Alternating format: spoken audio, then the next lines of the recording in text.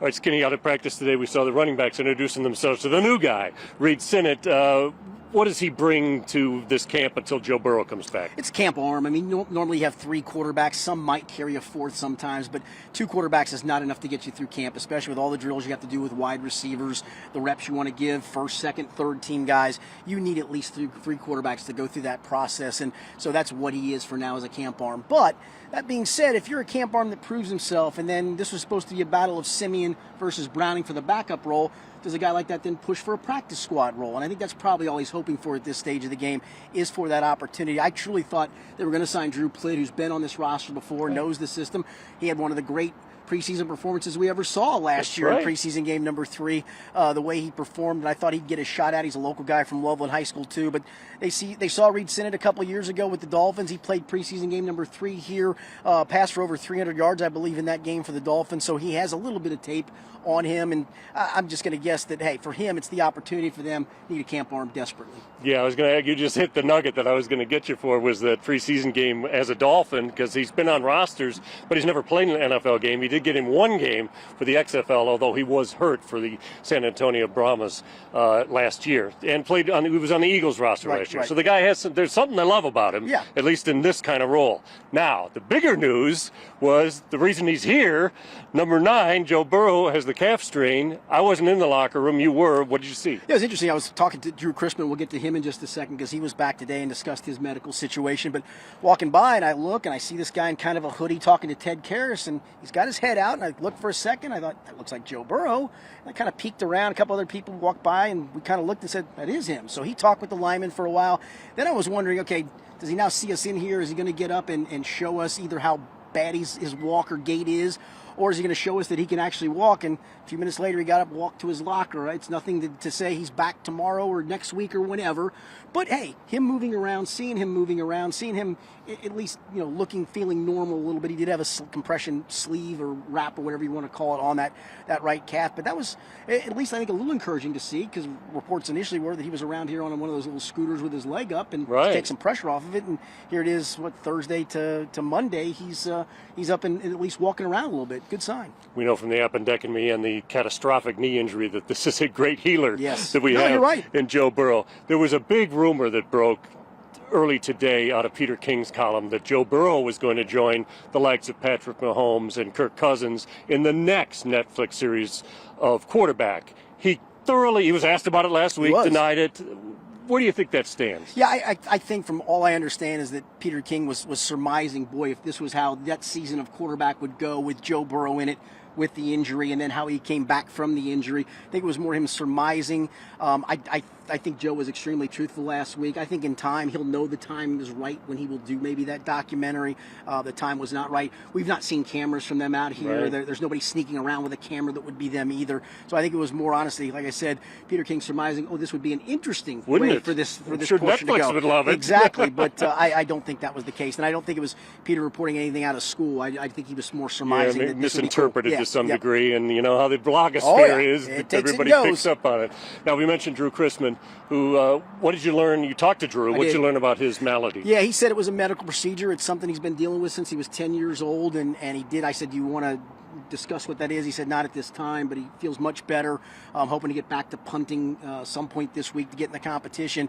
And we all saw the picture with the scratched head. He actually tweeted it out, so it wasn't something out of school. And I said, I'm guessing, did that happen in the fall? He said, yeah. He goes, and it happened in the facility, and they have turf in the workout area. And he said, I landed on the turf and kind of bit the dust and got that scratch. But he looked great, sounded great. I talked to him about, are you apprehensive that maybe you're falling behind in the competition? Talked to Darren Simmons a little bit about that. I think there's enough time for him to get back into the competition. But for Brad Robbins, it's a chance to showcase himself right off the bat and kind of maybe put his foot one step ahead of Drew. So tough spot for Drew, but good to see him back. Good to see him healthy for sure. And maybe in due time we'll know exactly what that was. He said whatever the procedure was minimally invasive. So that's at least a good thing. And again, it looks no worse for the wearer, to be honest with you, other than that bump on his head. Right, which doesn't affect the punter too much. And he had a hat on, so you couldn't even see it today. So hopefully we'll see Drew by the end of the week. That would be great.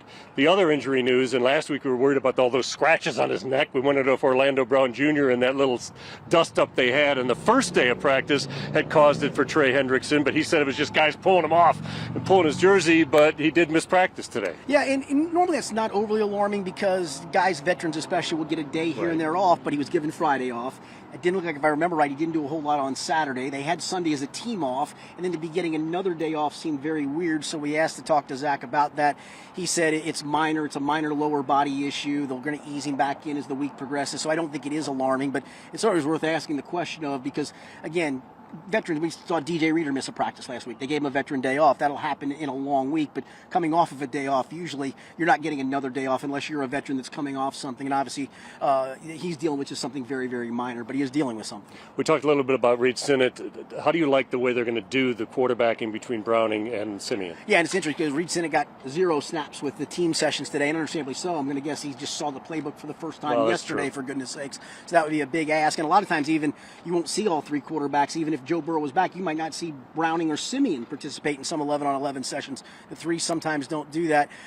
You'll mix him in a little bit, but he's just going to be a drill arm. But I thought, today was Jake Browning's turn to go back with the ones. He had some good moments and some not so good moments, some balls that were thrown behind guys. I thought the cornerbacks were sticky in coverage again, other than a couple of plays. One of the probably highlight plays was the deep ball to Jamar Chase, in which DJ Turner got his head around just a hair late, couldn't recognize the ball. Jamar did a good job. He's so good at, you've seen him do it. He slows down enough to get the cornerback on his hip and then re-accelerates and made a good catch for what would have been, what do you think, a 70-yard-ish touchdown. Right. It was going to be a long touchdown play. Got a big reaction from the crowd, yeah, too. they love seeing that kind of stuff. Except they were demanding a gritty. Yes, they were. I don't think you're going to see that in practice. You're not going to show up anybody in practice doing the gritty. Not at this point. You might show up the Packers if that's the case on next Wednesday. But, hey, I mean, these guys got to start stacking reps, and they got to start stacking quality reps. I will also say, again, the pads will go on tomorrow, but the defensive line, I thought at times, really got the best of the offensive line. Joseph Osai got a tackle for loss on a running play. Sam Hubbard beat Jackson Carman badly on a pass rush. The blitz got to the quarterbacks a few times. Again, they can't tackle them to the ground, so they complete the play, and they throw the ball down the field sometimes. But a lot of those, I would say, 3 to 5, Gary, if I had to go back and look at my notes, out of maybe 20-odd pass plays, we're probably going to end up in sacks. I thought the 7-on-7s, the coverage was really good, and that's a really positive sign for what some of these young corners. We saw DJ Ivey again today continue to stand out. He has stood out. He was great on Friday. He was even better on Saturday in the thing inside the stadium, and then today he got a chance to run with the ones a little bit, and I think that's more just rotating guys through to see what you got. But for him to get elevated to rotate some snaps with the ones, I think it's a tribute to what he's done to open some eyes early in camp, and he's a 7th-round pick. We're looking forward to pads finally to get a little more real football action, but the most physical play I've seen so far was Jamar Chase and Cam Taylor-Britt, who go at it every day, and Jamar took the worst of that one today, at least. He sure did. It was an out route, and I think that might have even been a scramble play, too, but it was to the sideline right in front of where we were kind of sitting and watching, and Jamar's got great, strong hands, and it looked like he was going to win that battle, and Cam Taylor-Britt just ripped it out. Jamar went tumbling head over heels. I'll be honest, he landed 10, 15 feet from me, and boy, his head hit the ground. It sounded awful. But then he does a reverse somersault, pops back up, and he's fine and goes back to the huddle. But that was a really physical play between the wide receiver and the cornerback. Stanley Morgan was involved in another physical play, I think with DJ Turner on something similar to that. But the one you're talking about was probably the most physical play of the day for sure.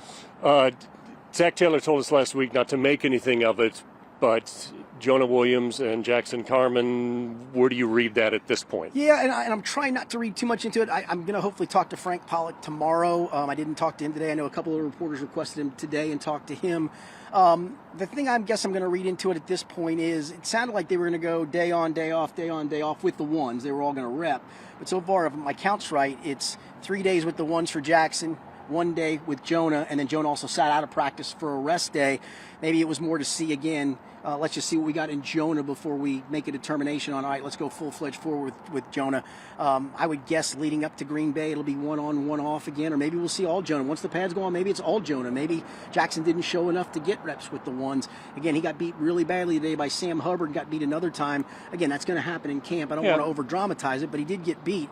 And I am a little surprised that they haven't gone each way, and that was addressed too by Zach, as you mentioned, saying not to read too much into it. So I'm trying not to, but it was, when you said it was going to be 1 day on, 1 day off, 1 day on, and suddenly it's 3 to 1, that seems like either you're trying to definitively see what you've got in Jackson or you're not believing in Jonah anymore. And I don't think it's the latter. I think it's more the former of just seeing what you got with Jonah.